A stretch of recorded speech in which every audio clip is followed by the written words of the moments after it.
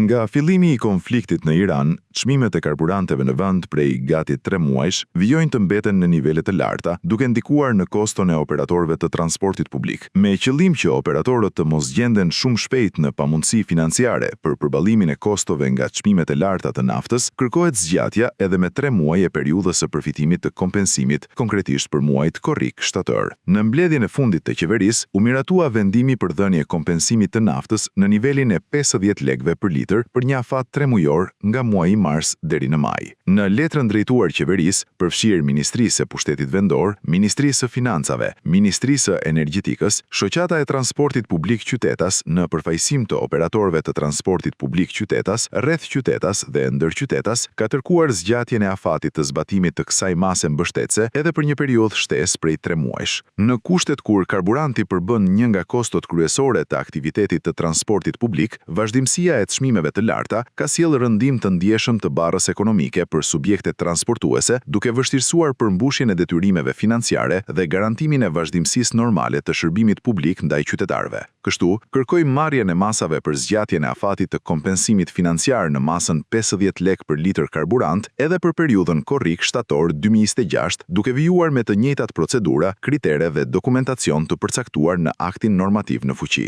Gjithashtu vlerësojmë se vazhdimi i kësaj mase mbështetëse është i domosdoshëm për të garantuar vijimësinë dhe stabilitetin e shërbimit të transportit publik, shmangjen e reduktimit të flotës dhe frekuencave të shërbimit, mbrojtjen e interesit qytetar dhe përballueshmërinë e transportit publik, ruajtjen e balancës financiare të operatorëve të licencuar të sektorit, theksohet në letër. Para miratimit të dhënies dhe kompensimit për përballimin e kostove nga rritja e çmimeve të naftës, nga Shoqata Kombëtare e Transportit Qytetas dhe Shoqata e Transportit Urban dhe Interurban, u dërguan disa letra Ministrisë së Ekonomisë, Ministrisë së Financave dhe bashkive për vështirësitë financiare që po shkakton çmimi i lartë i naftës te operatorët e transportit publik. Më 1 prill, operatorët zhvilluan një takim edhe me Ministren e Ekonomisë Delina Ibrahimaj, ku u kërkua të zbatohet skema e ngjashme e vitit 2022, ku për shkak të krizës së çmimeve, operatorët u kompensuan 6 muaj për naftën me 100 lekë për litër. Për shkak të mos përmbushjes së kërkesave të tyre, operatorët bllokuan për gati 2 ditë edhe lëvizjen e qytetarëve me autobuza në Tiranë dhe rrethe, duke reduktuar numrin e mjeteve deri në 60%.